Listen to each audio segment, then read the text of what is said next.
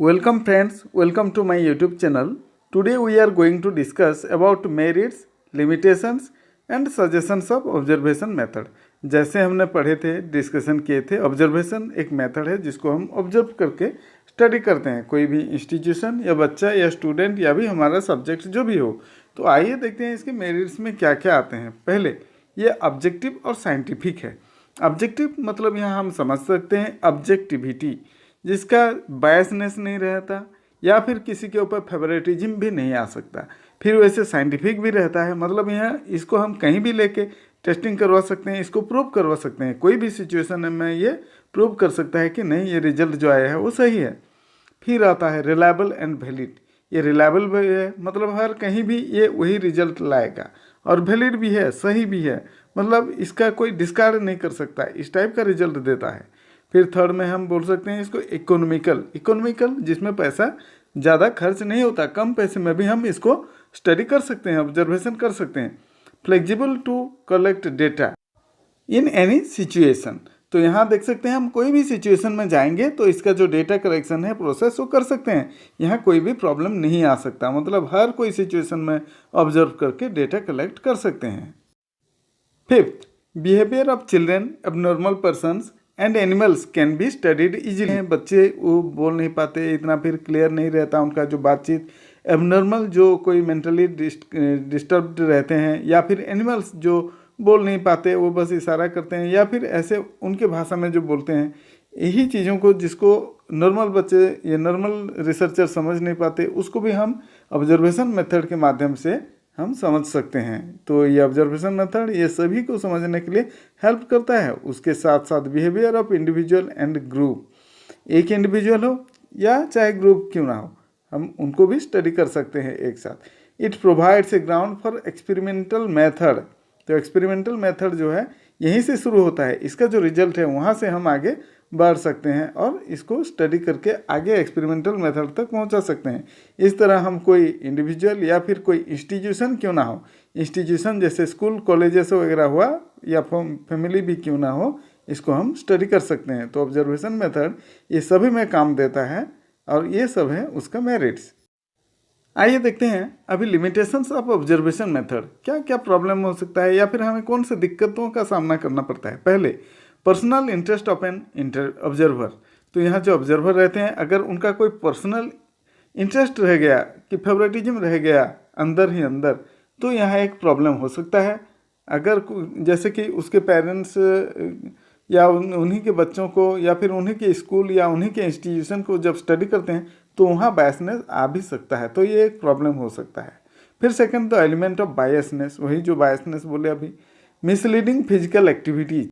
तो physical activities जो दिखाते हैं, जो सब्जेक्ट्स रहते हैं जिनके ऊपर हम स्टडी करते हैं, वो अगर कुछ फिजिकल एक्टिविटी दिखा रहे हैं तो हम उसको गलत समझ भी सकते हैं या उसको उल्टा अर्थ भी यहाँ ले सकते हैं, तो उसको समझने में थोड़ा दिक्कत हो भी सकता है। लेक ऑफ नेचुरलनेस, यहाँ कोई नेचुरल नहीं रहता, ये भी माना जा रहा है। जैसे हम कोई सेटअप में स्टडी करते हैं, बैठे रहते हैं, उसी को देखते रहेंगे तो वो अगर देख लेगा, जान जाएगा, तो उसमें नेचुरलनेस नहीं आएगा, फिर वो अलग टाइप का हो जाएगा, आर्टिफिशियल जेस्चर पोस्चर्स को डिस्प्ले करना पसंद करेगा। फिर आता है restlessness in children and animals.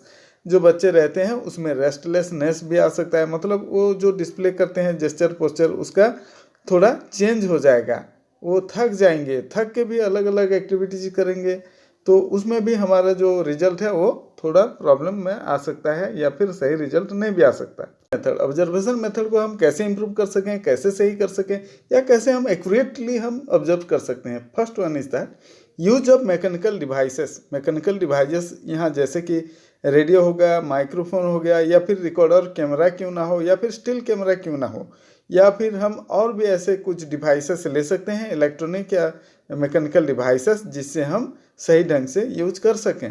तो यहाँ क्यों हम करेंगे, eliminate the chances of record.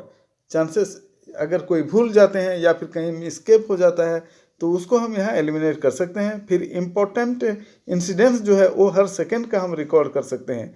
फिर आता है जो फैटिक या फिर हमारे अंदर जो टायर्डनेस रहता है, या फिर कहीं थोड़ा बड़ा गलत भी हो जाता है, तो मशीन कभी गलत नहीं कर सकता, वहाँ वो सही ढंग से, या फिर वो टायर्ड भी नहीं होता और हमारा रिजल्ट को एक्यूरेटली वो समझ के रिकॉर्डिंग करके हमें दे देता है। फिर सेकंड सजेशन आता है definite objectives. The investigator have to state the objective in advance. मतलब पहले से हम अगर हमारा ऑब्जेक्टिव स्टेटिंग करके रखे रहेंगे तब हम वही ऑब्जेक्टिव के ऊपर ही काम करेंगे, उसी के ऊपर हम स्टडी करेंगे। हम हमारा जो इंफॉर्मेशन कलेक्शन है, डेटा कलेक्शन है, उसी के ऊपर करेंगे और हमारा ध्यान इधर उधर नहीं जाएगा। तभी हमारा जो ऑब्जर्वेशन है वो सही रहेगा। फिर थर्ड में आता है शेड्यूल। क्या शेड्यूल करेंगे? जैसे कि हम टाइम, प्लेस, वेन्यू या फिर जो पर्सन है वो सब पहले से हम शेड्यूल करके रखेंगे। कहाँ जाएंगे, किस समय जाएंगे, कितना समय स्टडी करेंगे, ऑब्जर्वेशन करेंगे और कहाँ कहाँ वो जो हमारा सब्जेक्ट है वो जाएगा या कहाँ वो अपना जो जेस्चर, पोस्चर, बातचीत या बिहेवियर को डिस्प्ले कर सकता है, वो सब हम पहले से डिफाइन करके रखेंगे, शेड्यूल बना के रखेंगे। तभी हमारा जो ऑब्जर्वेशन है वो सही होगा और हमारा रिजल्ट भी ठीक ढंग से आ पाएगा। फोर्थ में आता है ट्रेनिंग। एक जो इन्वेस्टिगेटर हैं, जो ऑब्जर्वर हैं, वो कैसे कर पाएंगे? अगर वो एक स्किल्ड पर्सन है, उसके ऊपर ट्रेनिंग लिए हैं, ओरिएंटेशन लिए हैं, कैसे करते हैं वो जानते हैं, तभी वो कर पाएंगे। या फिर उनके अंदर जो कॉम्पिटेंसीज है, उनका जो दक्षता हम बोल सकते हैं, वो पहले से पढ़े लिखे होना चाहिए। उसी के ऊपर उनको थोड़ा जानकारी पहले से होगा तभी वो कर पाएंगे। फिर उनके अंदर एप्टीट्यूड भी ठीक रहना चाहिए।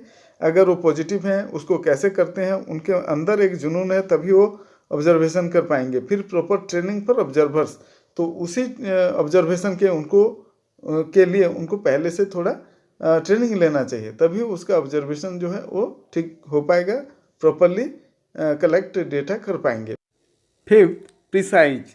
यहाँ बोलेंगे हम प्रिसाइज, कंक्रीट एंड अनअम्बिगियस होना चाहिए। तो प्रिसाइज मतलब यहाँ हम जैसे कि समझते हैं वो पहले से डिफाइन होना चाहिए, उसका स्टेप्स उसको पहले से डिफाइन करके रखना चाहिए, उनका ऑब्जेक्टिव्स पहले से डिफाइन करना चाहिए, उससे आगे वो डेविएट नहीं होना चाहिए।